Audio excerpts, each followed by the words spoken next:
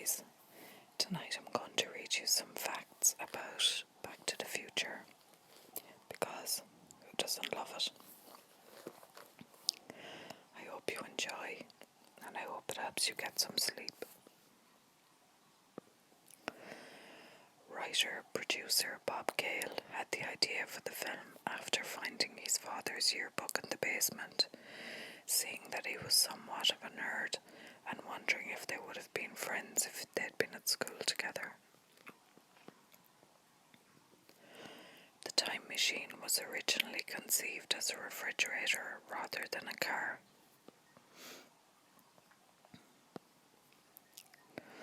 Sid Sheinberg, head of Universal Pictures, suggested the movie title be changed to Spaceman from Pluto, as he thought the title Back to the Future would put people off. He was shamed into backing down when producer Steven Spielberg thanked him for his joke memo.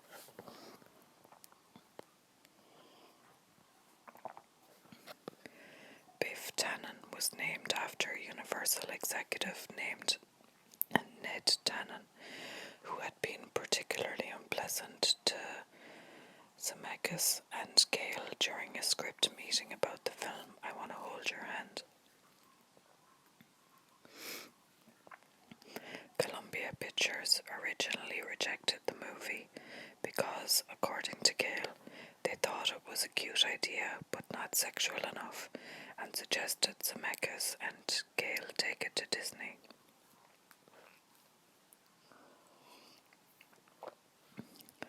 John Lithgow, Dudley Moore, and Jeff Goldblum were all considered for the role of Doc Brown. Einstein, Doc Brown's dog, was a chimpanzee in the original script.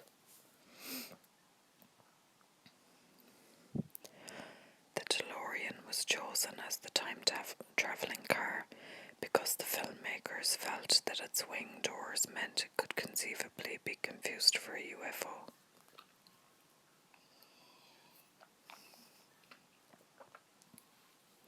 One of Biff's goons is a pre-fame Billy Zane in his first screen role. Claudia Wells only plays Marty's girlfriend Jennifer in the first film and not the sequels because her mother became ill and she elected to spend time with her. Elizabeth Shue took over the role for the second and third movies.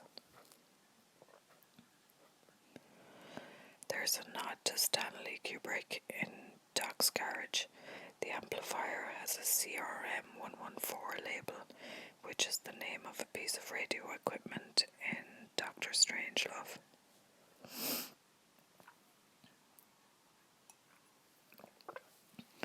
Michael J. Fox is 3 years older than screen dad Crispin Glover. The time between completion of shooting and the film's release was just 10 weeks. Despite the sci-fi subject, there were only 32 effect shots in the whole movie. Tim Robbins was in the running for the role of Biff Tannen. Crispin Glover lost his voice during filming, so for some scenes he had just to mouth his lines and then dub the dialogue later.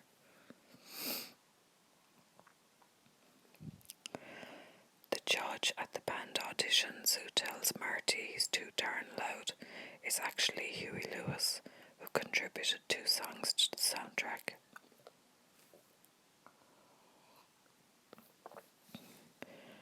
Ralph Macchio turned down the role of Marty McFly. Doc Brown's notable hunch came about because at 6'1", Christopher Lloyd is considerably taller than Michael J. Fox, who is 5'5", and they needed to look closer in size. Back to the Future was the highest grossing film of 1985, earning $210 million in America.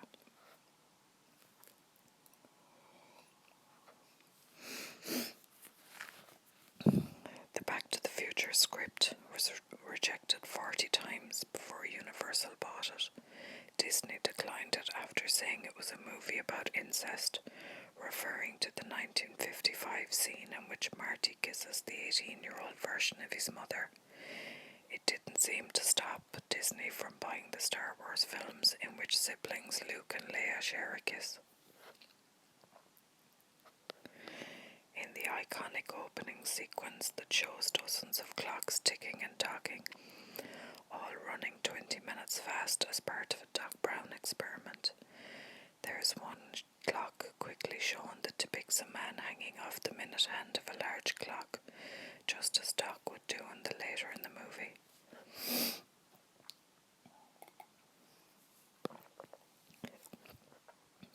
It's actually a homage to the 1923 silent film Safety Last, starring Harold Lloyd.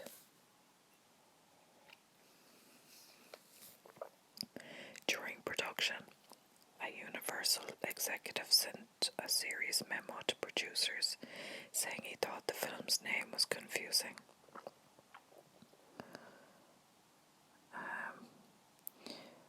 How does one go back to the future? And offers a suggestion of his own. So I read that one earlier, but this one just goes into a little bit more detail.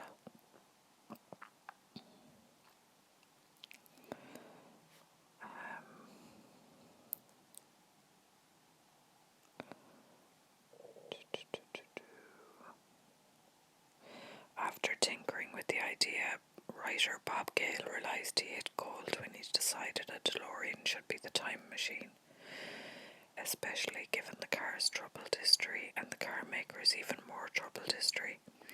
John DeLorean, who later wrote Gale and director Bob Zemeckis a thank you note for using his car, was busted in 1982 in a $24 million cocaine deal. But once filming began, Universal's product placement team got an offer from Ford that would have paid $75,000 if the time machine was switched to a Mustang. Gale's iconic response was, "Doc Brown doesn't drive an effing Mustang."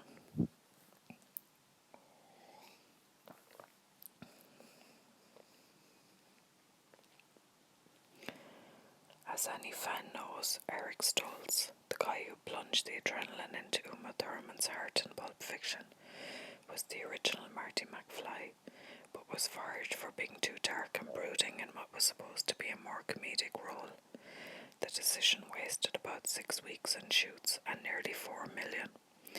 But watching the clips of Stoltz, a fine actor, it's clear why the Marty move was made.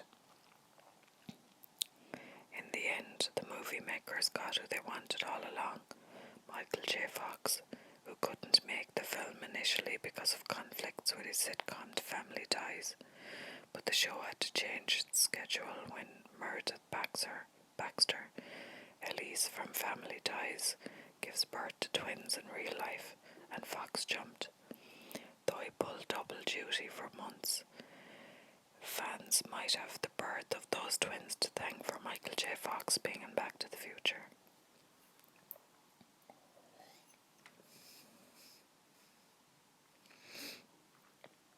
Though editors deny Stoltz appears in any scene, fans are convinced that there are at least 2 shots of Stoltz that still remain in the film. When Marty dives into the DeLorean upon the Libyans' arrival at the mall at the beginning of the film, it's told to be Stoltz. And also, Thomas F. Wilson, who played Biff, insists that it's Stoltz he's punching in the scene in the diner, because the actor who goes unseen is considerably taller than the diminutive Fox. Wilson concedes it could have been a stunt double. Because of the dual shooting schedules, Fox, who was 22 at the time, had a ridiculous working schedule for the 3.5 months of shooting in which Back to the Future and Family Ties overlapped. He described it in his 2003 memoir, Lucky Man. "A Teamster driver would pick me to Paramount, where I would spend the day rehearsing that week's show, culminating in a run-through at approximately 5 p.m. each afternoon. Then at 6, another Teamster driver would pick me up and shuttle me to Universal, where I would be at any far-flung location we were based that evening, where I would work on Back to the Future until just before sunrise.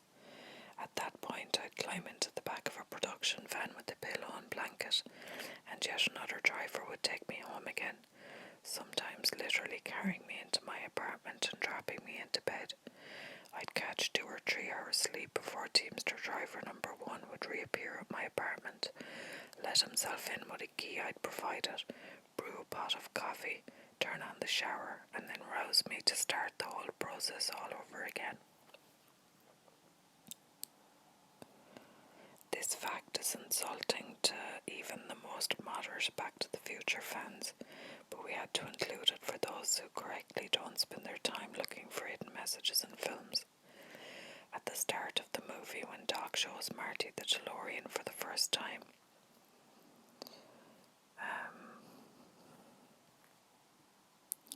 the whole scene takes place at Twin Pines Mall. At the end, when Doc is saved because of his bulletproof vest, it's called Lone Pine Mall, in reference to the pine tree Marty took out when speeding away from Old Man Peabody's farm when he first arrives in 1955.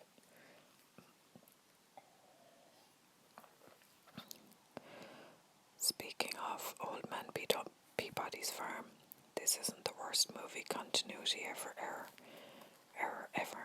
but when you watch a film 100 times it jumps out. As Marty first hits 1955, he plows into a scarecrow on the Peabody property. In the first cut, the scarecrow clearly flies over the head of the car, but in the next cut, the scarecrow's face is directly on the windshield. Ronald Reagan loved the film, especially when 1955 Doc was in disbelief that Reagan was the president in Marty's 1985. The actor, who's the vice president, Jerry Lewis, I suppose Jane Wyman's first lady. He evidently laughed so hard that the projectionist had to rewind the film because Reagan wanted to see it again. Later in his 1986 State of the Union, Reagan quoted the final line from the first film, "Roads, where we're going, we don't need roads."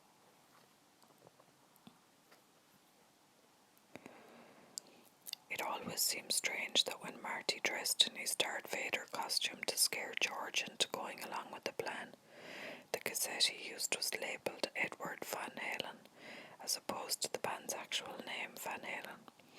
Turns out the band denied the filmmakers' request to use their music, but Eddie Van Halen agreed to perform a few licks on his own, something that went unknown until he admitted it years later.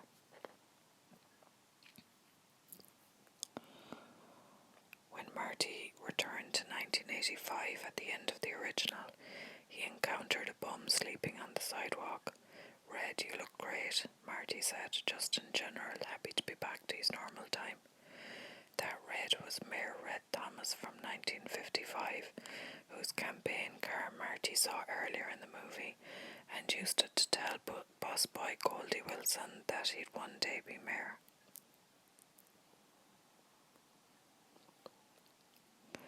In the first part of the original, when the story takes pains to show how much of a loser George McFly is, he pours an overflowing bowl of peanut brittle and gets a disgusted look from Marty. Turns out the origin of that peanut brittle was from a deleted scene in which the father of a little girl on a softball team bullies George into buying the brittle as a fundraiser, all while Marty tells him to say no, thus symbolising even more George McFly weakness.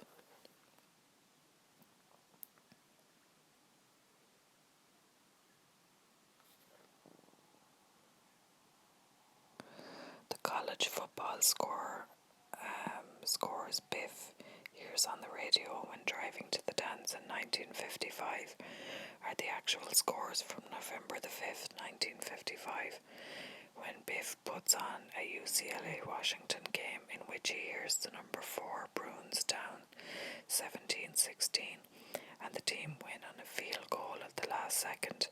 That actually happened on a kick from Jim Decker. The radio broadcast was not the same, however.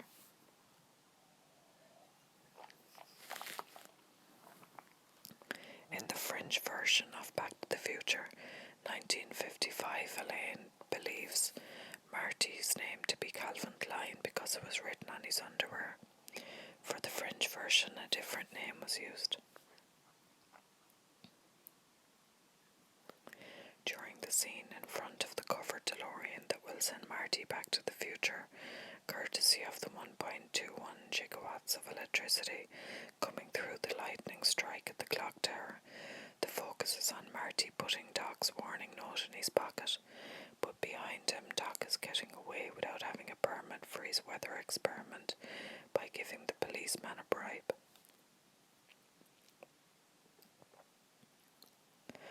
USA Today was featured in Back to the Future 2 when Doc was showing Marty what happened to his son after getting involved with Griff. The date is October 22nd, one day after Future Day for obvious reasons. The highlight is clearly Cup Sweep Series in 5, something you'll hear about 1,000 times if the Cubs actually win the World Series or if they're eliminated on Future Day, which is possible. The holographic news board also says the sweep was over Miami, a franchise which didn't exist at the time. Then, when a team was placed there, they were called the Florida Marlins, only recently changing to Miami, making the board even more prophetic. However, Miami and Chicago could never play in a World Series. They're both in the National League, and the newspaper predicts thanks to the Cubbies' 5-game sweep, that the World Series would move to best of 9. It also discusses Queen Diana, and on USA Today's famous newsline mentions a female president. It oddly puts facts about Marty's son in the sports section for some reason.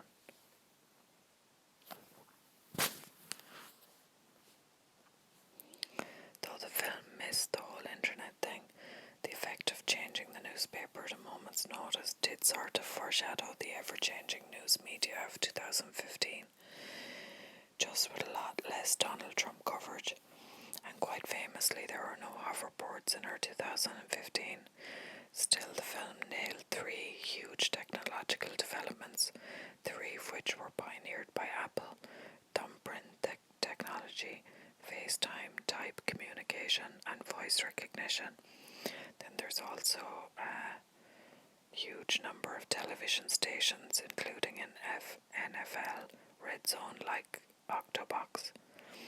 The big miss, fax being the main form of communication.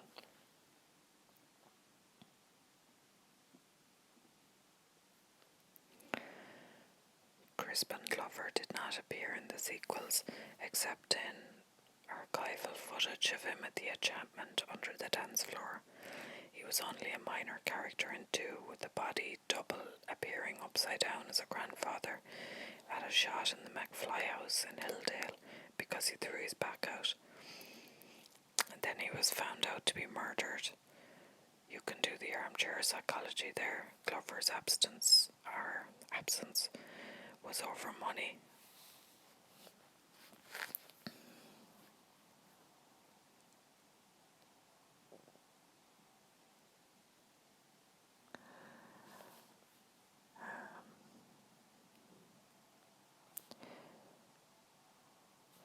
As Kazan Gaines describes in his book, We Don't Need Roads, the making of the Back to the Future trilogy, a must-read for die-hard fans. When Glover's double first met Michael J. Fox, the actor said, "Oh, Crispin ain't gonna like this." Still, even though it was completely legal to change roles, Glover filed suit. It was settled out of court for a whopping $500,000, as according to Bob Gale, the insurance company decided it was cheaper to pay off Glover rather than risk any wackiness in open court.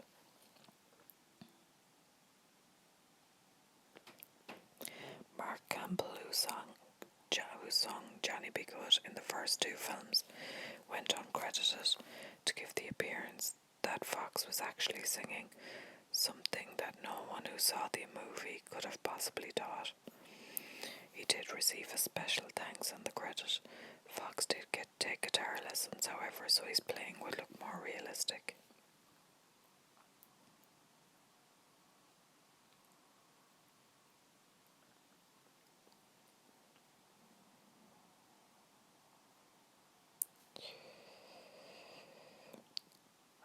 From the time Marty meets up with Doc before the lightning strike, 9:56 p.m. to the time the lightning hits, 10:04 p.m. The real movie time was 9.5 minutes, which if you've ever watched movies in which a bomb is said to go off in 5 minutes and then blows up 16 actual minutes later, that's pretty great editing.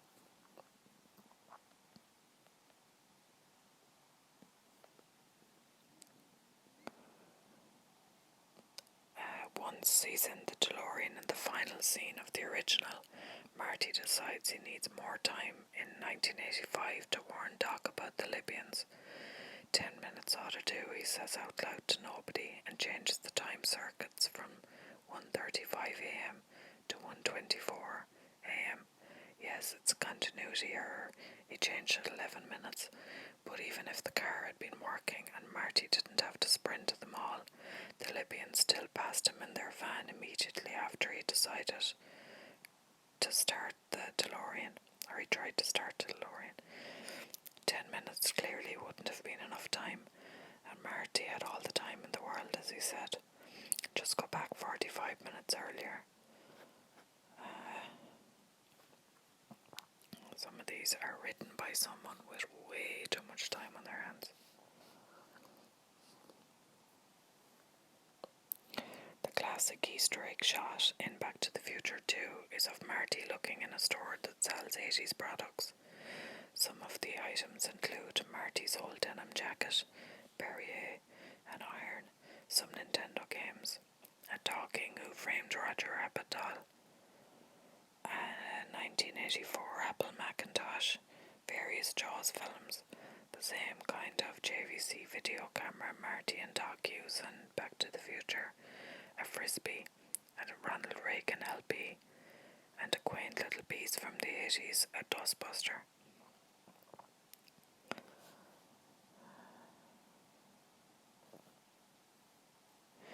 When Marty and Doc are talking to the train conductor in 1885 about how fast a locomotive could go, you can see the clock from the clock tower being unloaded in the background.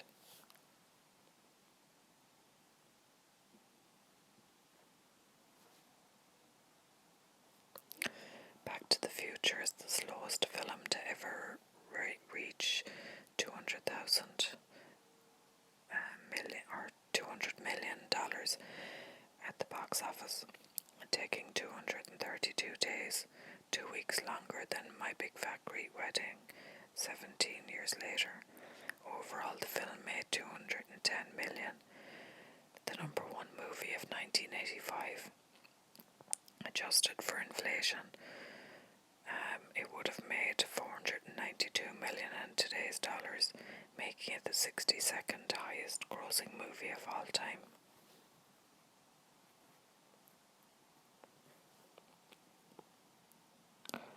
To be continued title card that ended the original Back to the Future wasn't seen in theatres. It was only added for home video release after the actors were locked in for 2 sequels. And that's it for tonight, so I hope you found some of these interesting anyway. Some of them are a bit